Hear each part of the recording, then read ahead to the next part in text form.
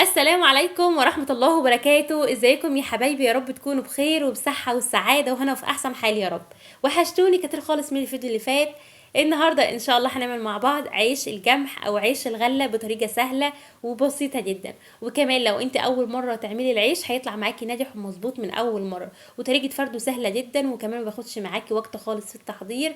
هيطلع معاكي زي ما انت شايفة كده منتفخ، وكمان هقولك على شوية تريكات كده لو مشيتي عليها هيطلع معاكي ان شاء الله مظبوط من اول مره. شايفين ما شاء الله العيش معانا عامل ازاي؟ وكمان هقولك على حاجات ممكن تستغني عنها بديل لدقيق الغله لو انت مش عندك دقيق غله او دقيق جمح.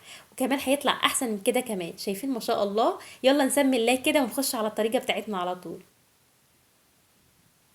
بسم الله الرحمن الرحيم. اول حاجه هنا عندي دقيق غله او دقيق جمح. دقيق الجمح يعني كل سنه وانتم طيبين. خلاص احنا في موسم الحصاد، يعني كل الفلاحين عندهم دقيق غله. بس احنا عندنا هنا بنقول عليها غلة، انتوا عندكم بتقولوا عليها ايه؟ طبعا انا اعرف ان هي اسمها غلة وجمح، بس احنا هنا عندنا بنقول عليها دقيق غلة. حطيت كوباية كده او علبة او معيار زي ما تحبي من دقيق الغلة، ونزلت عليها بنفس المعيار دقيق زيرو. يعني حطيت معيار دقيق غلة ونزلت عليها بنفس المعيار دقيق زيرو. حطيت عليها معلقة ونص من الخميرة الفورية، ممكن تستغنى عن الخميرة الفورية وتحطي خميرة بلدي عادي. حطيت معلقتين من السكر، حطيت نص معلقة بيكنج باودر، وحطيت ربع معلقة ملح.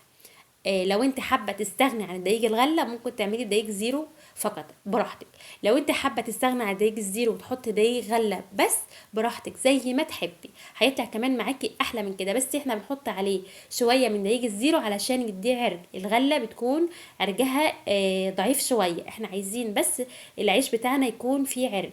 عشان نعلي العرق بتاعه حطينا شويه من دقيق الزيرو. يعني انا بنفس المعيار الغله حطيت دقيق زيرو. طبعا الدقيق بتاعي نخلاه كويس جدا زي ما انتم شايفين كده. بنزل على الدقيق تدريجيا واحده واحده بالميه. احنا مش عايزين الدقيق بتاعنا او العجين بتاعنا يكون طريق، احنا مش عايزينه كمان جابس، احنا عايزينه وسط. يعني المس العجين بايدي، العجينه ما تلزقش في ايدي. طبعا انا ما قدرتش بصراحه اعجنه معاكم في من غير عجان لان انا تعبانه شويه، فعجنته معاكم في العجان. لو مش عندك عجان هتفضلي تعجني فيه لحد ما يطلع معاكي بالشكل ده كده. واهم حاجه ما يكونش بيلزق في ايدك. هو هيتعبك شويه علشان الغله ما فيهاش عرق. شايفين ما شاء الله؟ شايفين؟ انا عايزه العجينه تكون متماسكه معايا كده ومش طريه ومش جابسه، يعني ايدي ما تلزقش فيها. طبعا بغطيها كويس، على فكره ما بتاخدش وقت خالص في التخمير، بالظبط ربع ساعه.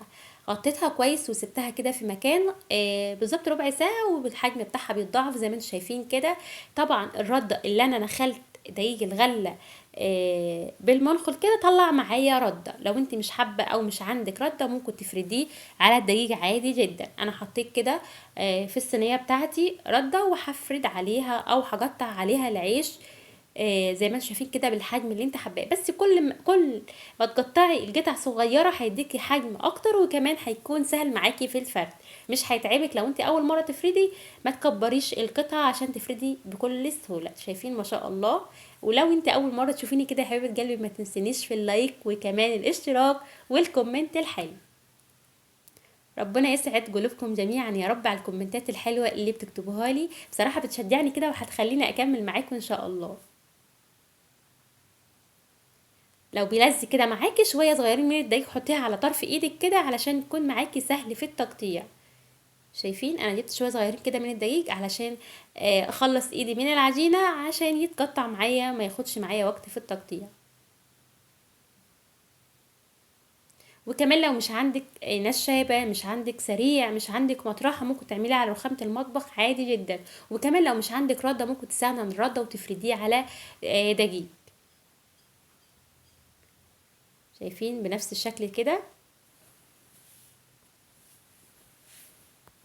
طبعا بقطعه بس بغطيه وبسيبه يعني مش بيستريح هو على طول. اول واحده قطعتها باخدها فردها على طول، بس لازم يتقطع عشان يستريح معاكم. مش ينفع نطلع من الطبق اللي احنا عجننا فيه على طول ونفرد، لا لازم نقطعه كده ونسيبه حوالي 5 دقايق بالظبط يستريح علشان يتفرد معانا بسرعه، يعني ما ياخدش معانا وقت في الفرد. طبعا بخلص كده ولازم اغطيه علشان وشه ما ينشفش.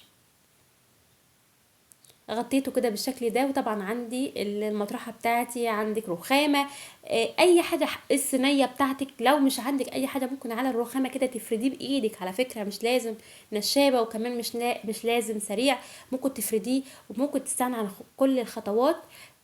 لو انت مش عندك، واحده واحده كده، لو انت اول مره تعمليه. وكمان لو حابه تعملي دقيق غله بس او دقيق جمح بس هتعمليه، ولو حابه تعمليه بدقيق زيرو هيطلع معاكي كمان احلى واجمل من كده. بس بصراحه دقيق الغله بيديله طعم حلو كده. انتوا عارفين العيش البلدي اللي احنا بنشتريه من الطابونه اللي بيكون فيه رده، بنفس الطعم وكمان بنفس الشكل.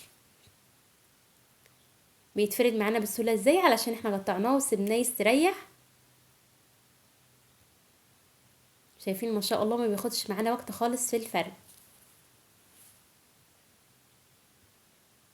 زي ما انتم شايفين كده بفرده على شويه رده صغيرين او دقيق عادي، والسمك بتاعه بيكون وسط، ما تخلوهوش رقيق علشان ما يجبش منك. لو خليتيه رقيق هينشف ومش هيجب. خليه وسط معاكي عشان يطلع معاكي مظبوط. شايفين بيتفرد معايا بسهوله ما شاء الله. تعالى اقول لكم احنا عملنا ايه. احنا عملنا بالظبط تقريبا نص كيلو من دقيق الزيرو، حطينا عليه نص دقيق جمح او غله.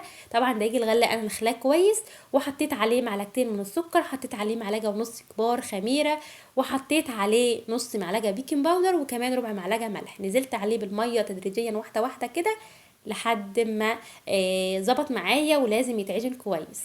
غطيته، وطبعا حجمه بيتضاعف، ربع ساعه بالظبط هيخمر معاكي. شايفين ما شاء الله. طبعا هخلص الكميه كلها بنفس الشكل كده، وهغطي عليه علشان ما ينشفش مني. بالظبط بسيبه 5 دقايق لحد ما الفرن يدفى معايا، وبسوي على طول. لو في الشتاء بتسيبيه ربع ساعه نص ساعه علشان يخمر معاك. طبعا احنا في فصل الصيف فما بياخدش وقت خالص. وطبعا العجينه خمرانه معانا كويس، بتسيبيه بس يستريح. بتشغلي الفرن الغاز عادي، فرن البوتاجاز زي ما انا بعمل كده براحتك. طبعا بتشغلي الفرن من فوق ومن تحت، بتخلي الفرن يحمى، وبترصي فيه على طول اول عيش انت فردتيه. شايفين ما شاء الله حجمه هيرتفع ازاي، ما شاء الله بسم الله ولا حول ولا قوه الا بالله. طبعا عشان مظبوط مخدوم معانا كويس، وطبعا واخد كده راحته في الخمر، هيديكي الشكل الخطير اللي انت هتشوفيه دلوقتي ده. بسم الله ما شاء الله. شايفين لو عندك الفرن كده الشوايه بعيد، حطي الصاج في النص او الشبكه زي ما انا عملت كده، وطلعي على طول من تحت على فوق على طول، عشان ياخد لون من تحت ومن فوق. بسم الله ما شاء الله. شايفين شكله عامل ازاي خطير. طبعا العيش مفروضة على ردة مش على دقيق، لو حابة تفرديه على دقيق براحتك. بسوي العيش على اعلى درجة حرارة في الفرن، يعني مشغلة الفرن من فوق ومن تحت على اعلى درجة حرارة. شايفين ما شاء الله.